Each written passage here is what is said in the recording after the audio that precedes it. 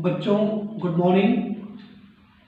मुझे पूर्ण विश्वास है कि ईश्वर की कृपा से आप सब लोग ठीक होंगे और इस कोरोना महामारी में आप शासन प्रशासन के निर्देशों का पालन कर रहे होंगे, लॉकडाउन के नियमों का पालन कर रहे होंगे। बच्चों, पालन करिए, यही हम सब के लिए रास्ता है।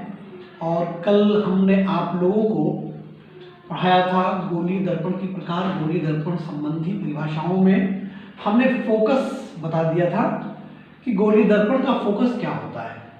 आज हमको बताना है गोलीय दर्पण की फोकस दूरी। तो आइए हम लोग देखते हैं गोलीय दर्पण की फोकस दूरी।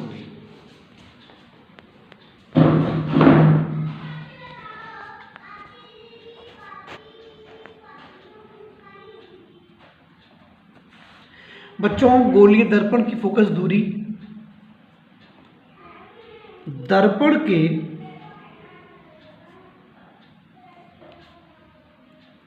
ध्रुव व फोकस बिंदु के बीच की दूरी को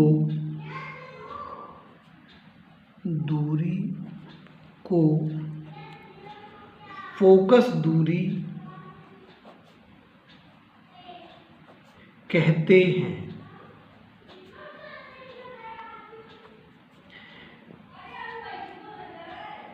फोकस दूरी को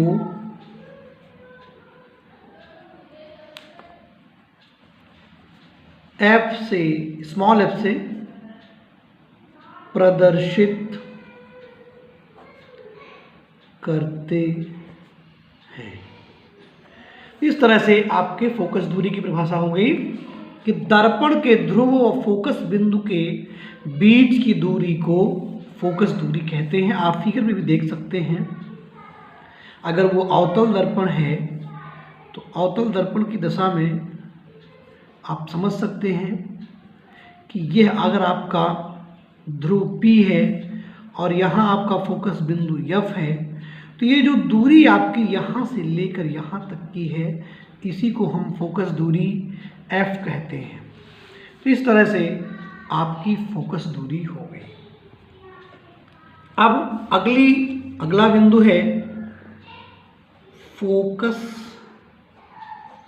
तल। अगर आपसे कोई पूछता है कि गोलीय दर्पण के फोकस तल से आप क्या समझते हैं, तो आप बताइए कि गोलीय दर्पण के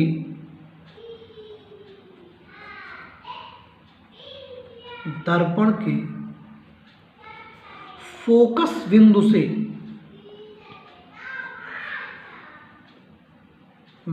से जाने वाला वह तल या खींचा जाने वाला वह तल, गोलीय दर्पण के फोकस बिंदु से, बल्कि एक शब्द बढ़ा दें, खींचा जाने वाला वह तल जो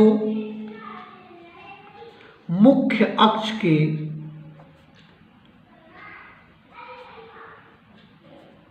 लंबवत होता है,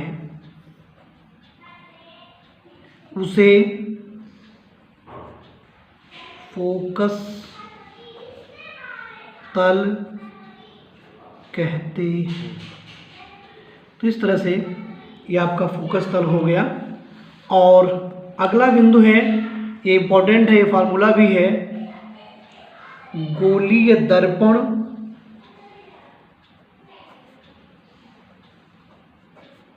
की वक्रता त्रिज्या तथा फोकस दूरी में संबंध।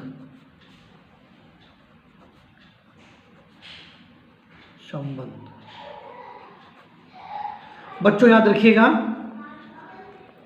गोलीय दर्पण की वक्रता त्रिज्या कैपिटल R, कॉमा, उसकी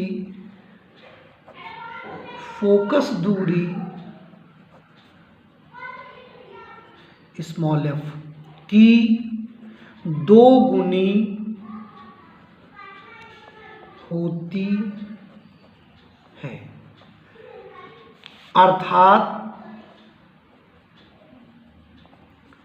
R बराबर 2 इंटू f या f is equal to R upon 2। ये फार्मूला है आपका कि अगर आपसे कोई पूछता है कि फोकस दूरी, गोलीय दर्पण की फोकस दूरी और वक्रता त्रिज्या में क्या संबंध है, तो आप बताएंगे कि फोकस दूरी जो होती है वक्रता त्रिज्या की आधी होती है, या आप कह सकते हैं कि गोलीय दर्पण की वक्रता त्रिज्या फोकस दूरी की 2 गुनी होती है।